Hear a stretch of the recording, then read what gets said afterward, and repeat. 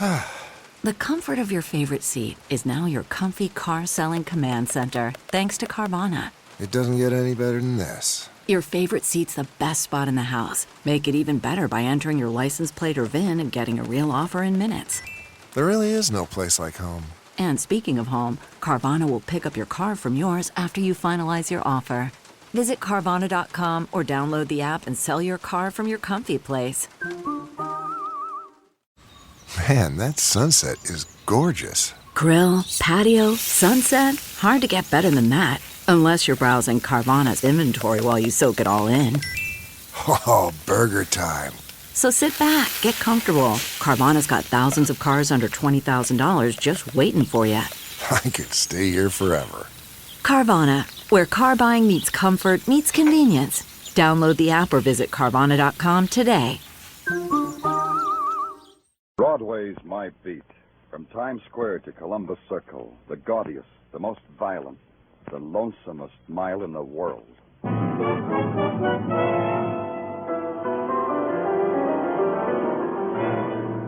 Broadway Is My Beat, with Larry Thor as Detective Danny Clover.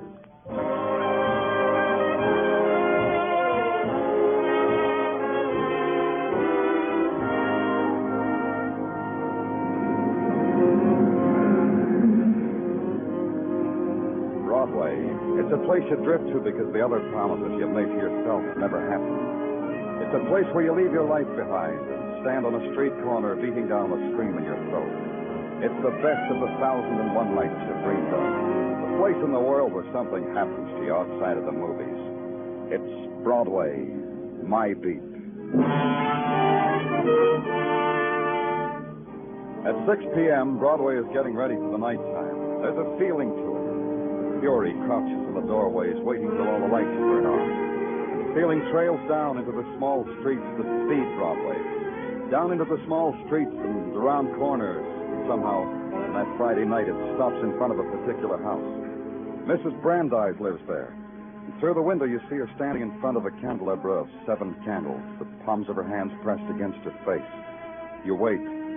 Then you press the bell.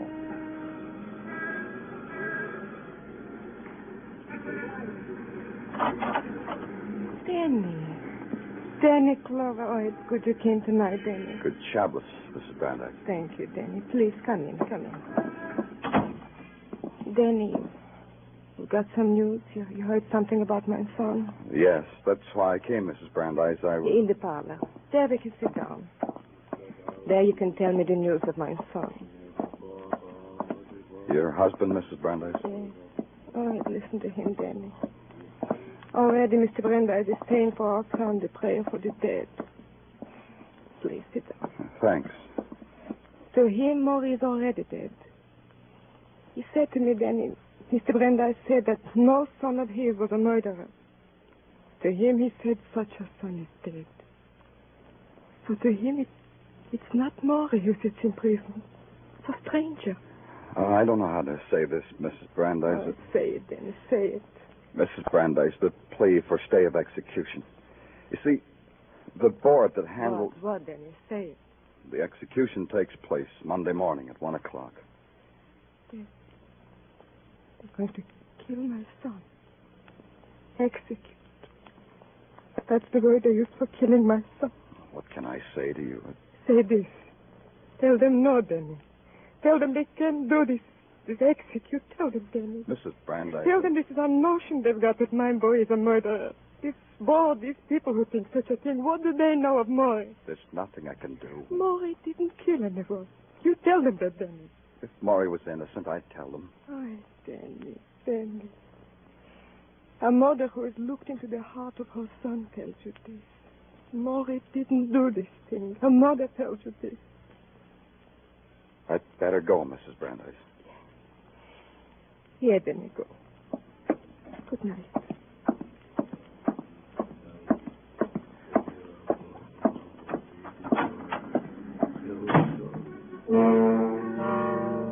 When I left, the chant of an old man's prayer for his dead son was in my ears.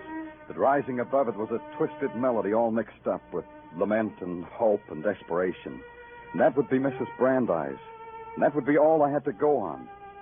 The instant of a man's dying had been written down and sealed and approved, and all I had to do was to tear it all up like it had never happened. And that could be the mission of a fool. So I'm a fool. So I went back to my office headquarters and waited for Sergeant Tartaglia to bring in the file on Maury Brandeis.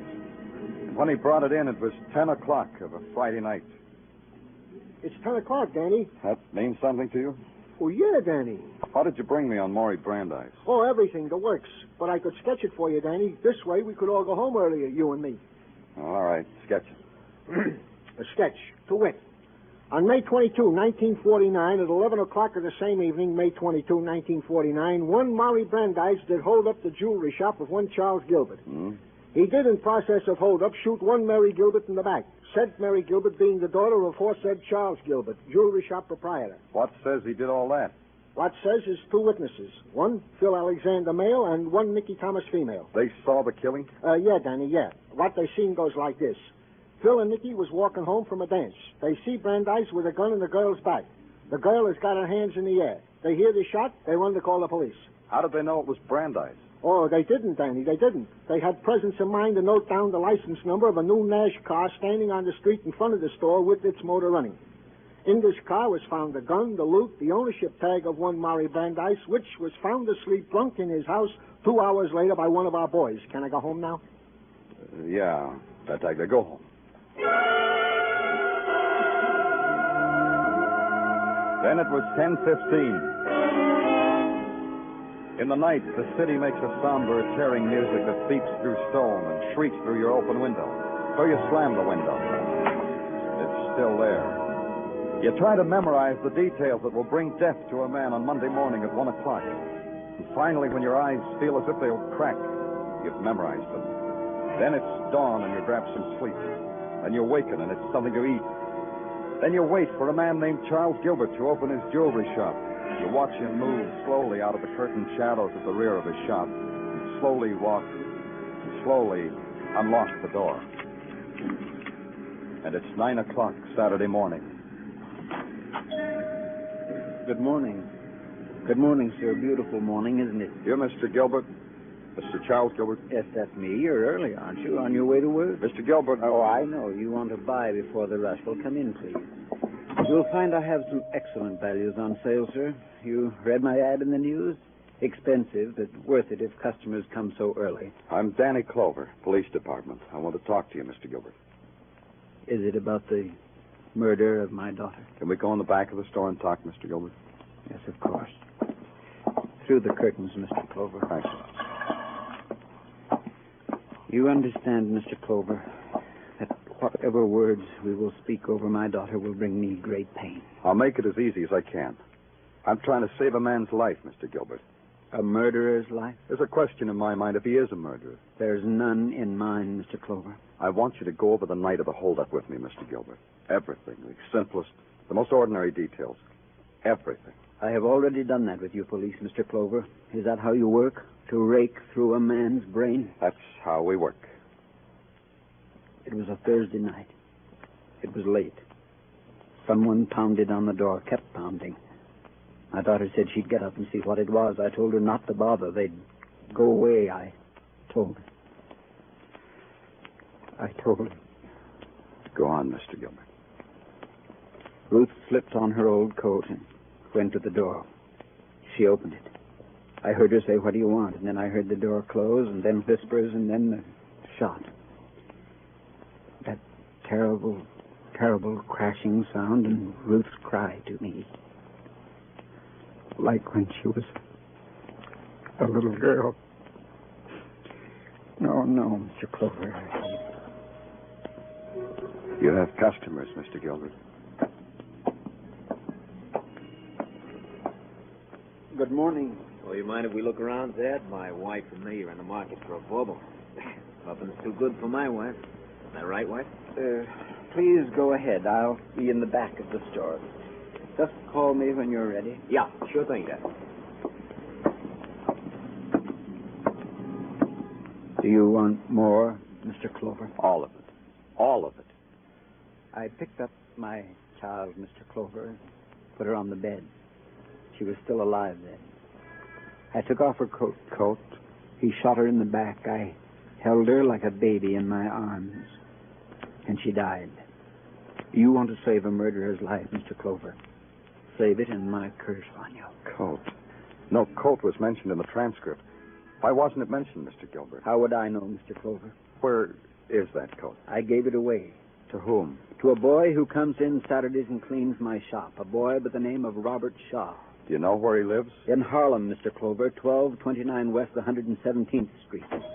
I know because I had to send him postcards to reach him. The coat is important? I wouldn't know. I'm sorry, Mr. Gilbert, but I'm sorry. Thank you, Mr. Gilbert.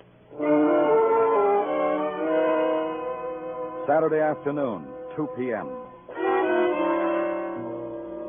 Standing there in front of a house in Harlem and trying not to look like a policeman. But somehow the people who lean from the windows and stare at you, the over-the-shoulder glances you get from passers-by, you can't hide it.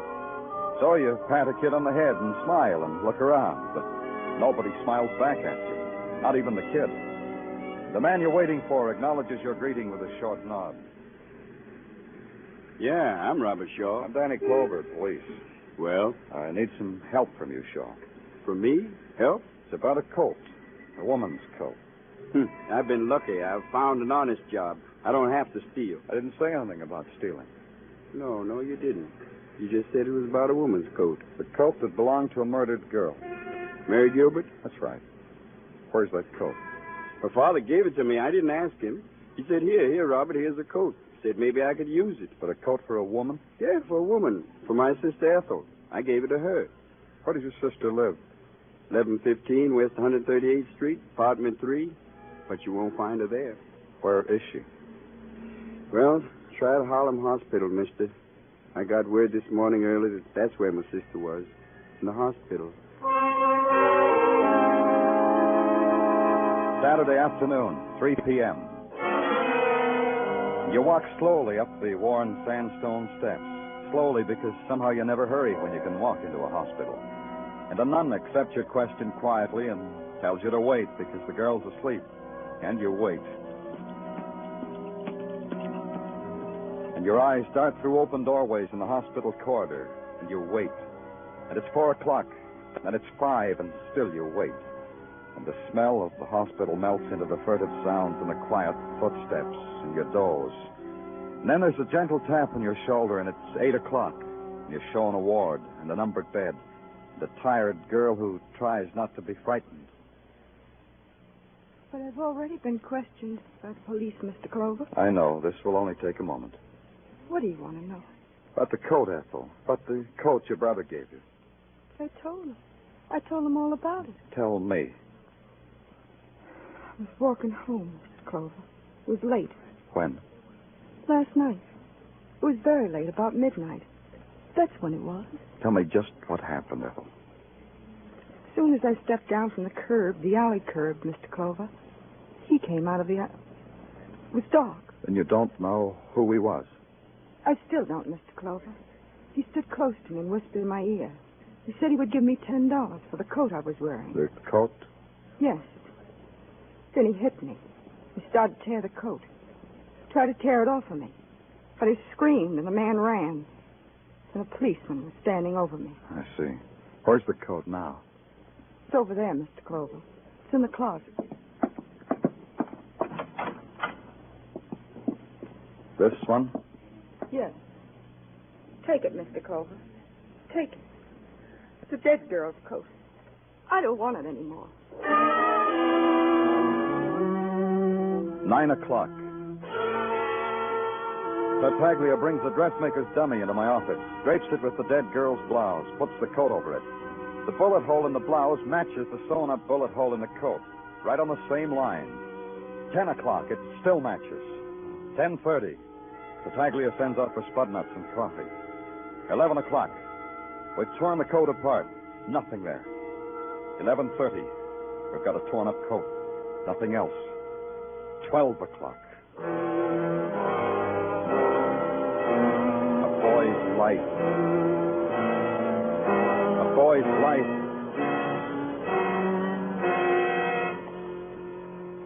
And it's Sunday.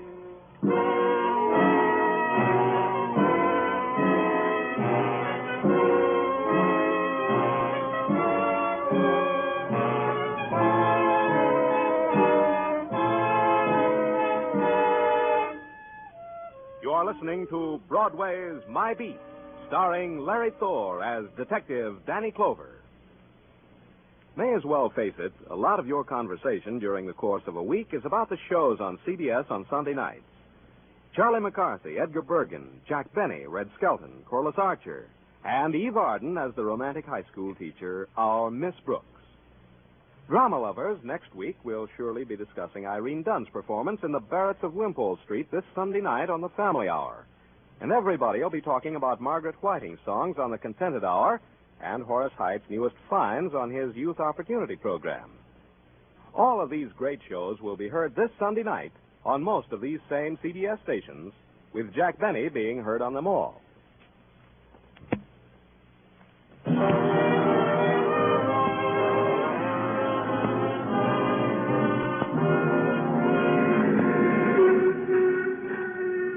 There's this about Broadway. It's a place of waiting. It's a place of clocks, because you're nothing if you don't know what time it is. The clocks are in shop windows and hotel lobbies, spectaculars. And at the very top of very high buildings, because pigeons have to stay on schedule. And no matter how you figure it, it still comes out 10 o'clock Sunday morning. It still comes out 15 hours between you and the execution for murder of a boy named Maury Brandeis. And what you've got to save his life is a girl's coat with a bullet hole in it. And it makes no sense. So you make a Sunday call on a man and a woman who saw Maury kill a girl. I was just reading the Sunday funnies to Nikki, Mr. Clover. She likes it when I do that. Don't you, Nikki? Sure. Sure, I like it, Phil. I sure you do, honey. I've much time, Mr. Alexander. I'm trying... Yeah, sure, I understand. You're trying to save a killer's life. This is a twist for a cop, isn't it, Mr. Clover? Phil, please. That's all right, Nikki. Clover understands I'm only kidding, don't you, Clover? I want you to tell me exactly what you did and what you saw the night of the holdup. Oh, this is on the record. You didn't look it up? I want to hear you tell me. We were at a dance. We were walking home. Mr. Clover wants me to tell him, honey. It's still the same, Clover, like on the record. We were at a dance, Nicky and me. What dance? Well, I don't like to repeat myself, but the dance was the same dance like I testified. What dance? The Cruiser Social Club on Grand Street. Nicky, I'll tell him. Sorry. The Cruiser Social Club on Grand Street. I was walking Nicky home because that's romantic to walk with your best girl. And then we see through the window Maury holding up the girl in the jewelry store. How could you tell it was a holdup? Oh, such a simple question, Mr. Clover of the police department. The girl had her hands up in the air. How did you know it was Maury? Because we saw a car parked at the curb with a motor running. When we heard the shot, we took the license number and called the police. It was only the next morning we knew it was Maury. I marry a girl, and now I find out she likes to talk. Mrs. Alexander, was the girl wearing a coat when she was shot? May I? The girl was wearing a coat. Anything else, Clover? No, Phil. That's all, Phil. Now you can go on reading the funny paper, Phil. Sunday afternoon, 2 p.m. On a short run, like the one from New York to Ossining, the trains are always on schedule.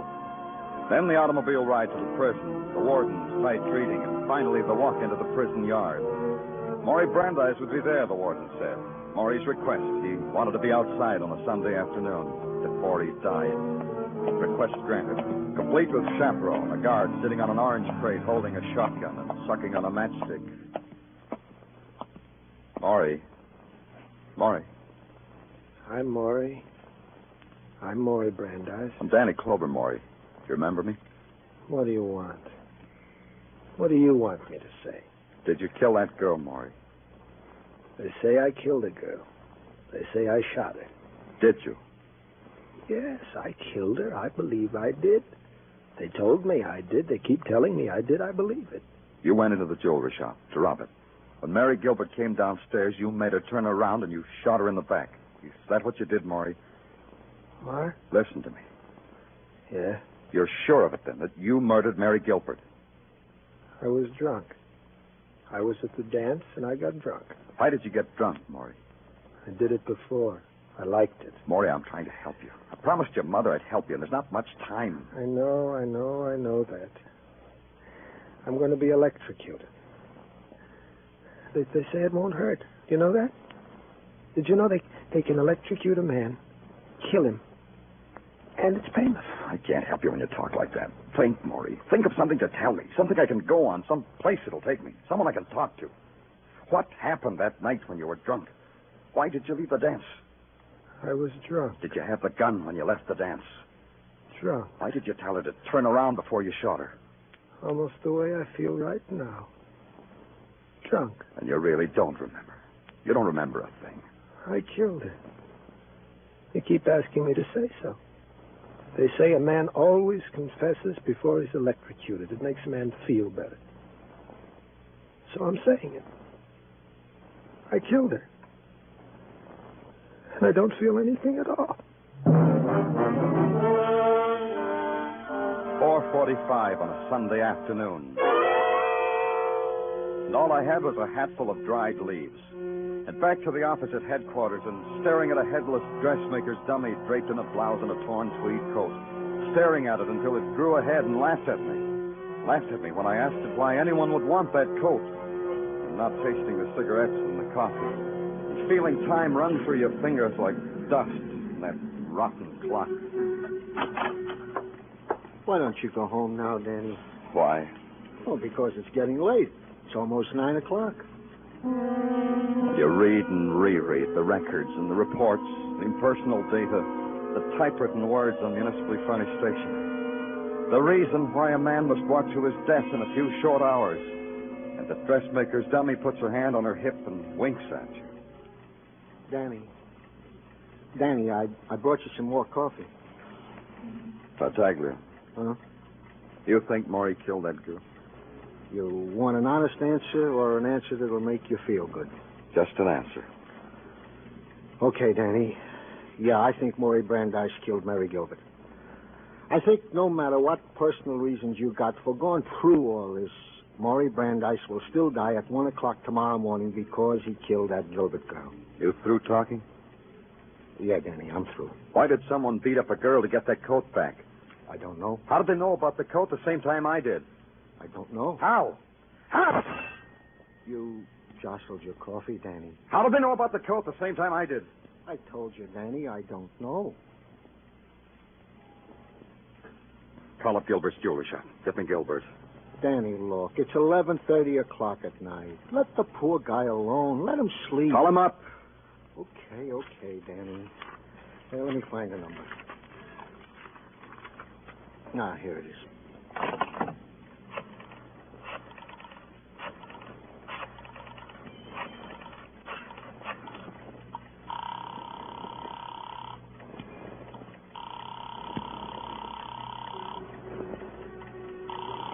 Give me that phone. Okay, Danny. Don't bite my head off for a lousy phone. Here.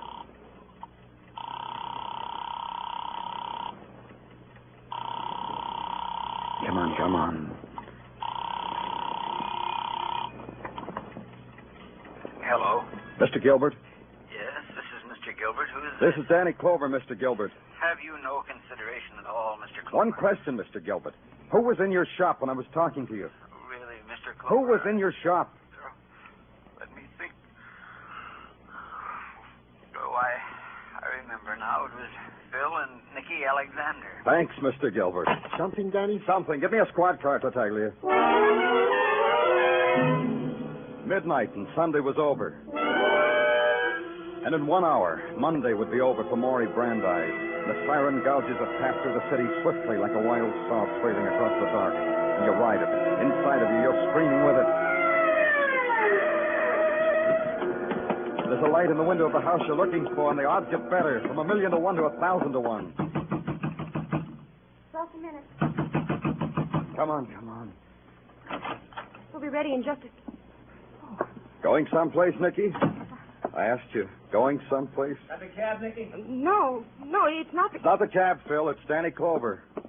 Something you want, Clover? Relax, Phil. I'm talking to Nicky. Going someplace, Nicky? While the bag's packed. Right. It's simple. I'm talking to Nicky. Well, Nicky?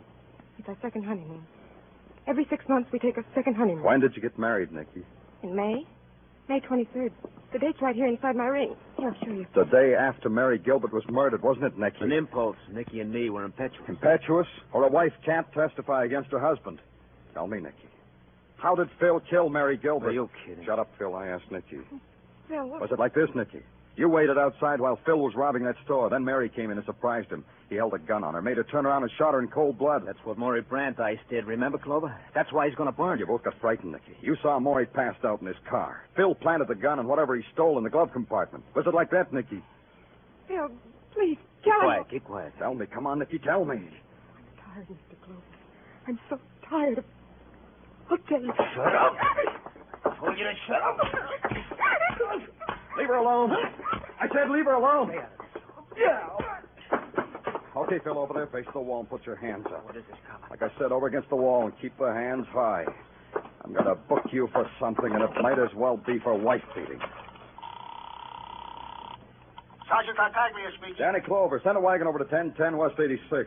Yeah, Danny, right away. What's up? I got a wife beater. I got a... Wait a minute. No, I know. I got a murderer. Stay where you are. Hey, what? What did you say, Danny? Hold on, Tartaglia. You did it, Phil. You killed Mary Gilbert. It's over, Phil. I know. You don't know nothing. What are you talking about, Clover? The coat you tried to tear off a girl's back in Harlem proves it. You're fishing. You don't know nothing. You heard me talking to Mary Gilbert's father about the coat, so you knew it was important. Now I know why it's important. I'm listening, but all I hear is noise. And listen closer. The bullet hole in the coat was in line with the bullet hole in her blouse. That means her hands weren't in the air like you told us they were. Listen to him, Nicky. Ain't he a kick? Phil. The coat rises when a person holds his hands in the air like yours is doing now, Phil. If I shot you in the back, the bullet hole in your coat would be a couple of inches lower than the one in your shirt. So? So you lied. So you committed murder. So you're both under arrest. Tartaglia. Danny, are you all right? Yeah, get off the phone, Tartaglia. I got to put through a call to Sing Sing.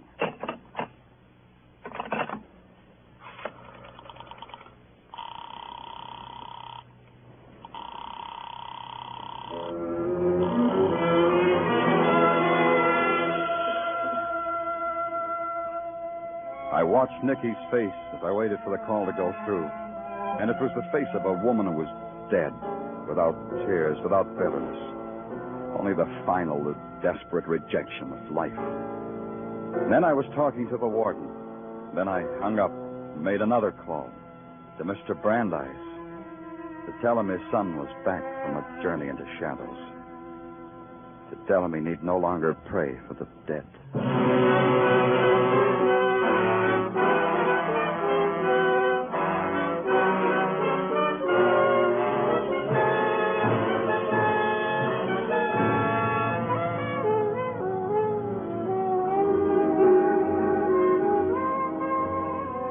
Broadway looks good now. It's wearing the funny mask with the funny nose. And a great big toothy smile painted pretty in scarlet. And scarlet's a color you've known in other places and other times. So you don't rip the mask off because you couldn't stand what you'd see. Because it's Broadway, the gaudiest, the most violent, the lonesomest mile in the world. Broadway, my beat.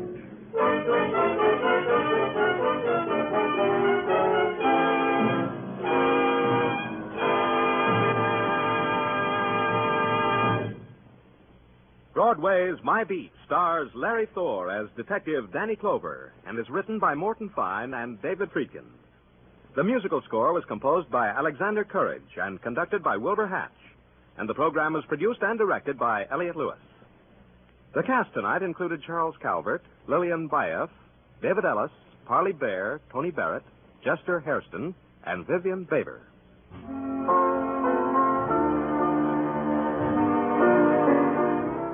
Some people go to the Caribbean, some go to the Klondike. Others who don't care for treasure diving or nugget hunting just stay at home and latch on to Sing It Again. You don't have to barrel barracuda. You don't have to grow a 5-foot beard. With Sing It Again, all you have to do is tell Dan Seymour when he phones who owns the Phantom Voice. It's $53,000 in prizes and cold hard cash in that Sing It Again jackpot this week. Sing It Again follows immediately on most of these same CBS stations.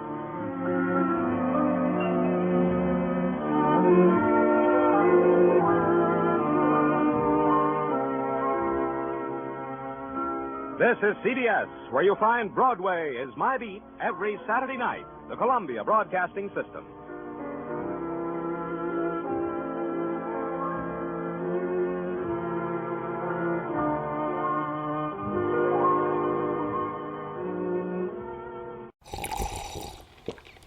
That's not just the sound of that first sip of Morning Joe. It's the sound of someone shopping for a car on Carvana from the comfort of home. That's a good blend. It's time to take it easy, like answering some easy questions to get pre-qualified for a car in minutes.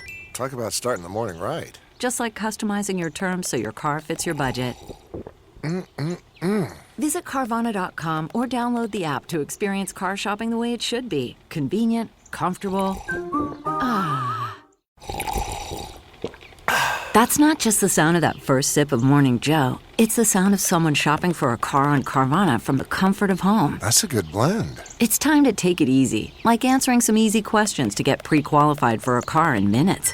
Talk about starting the morning right. Just like customizing your terms so your car fits your budget. Visit Carvana.com or download the app to experience car shopping the way it should be. Convenient, comfortable. Ah.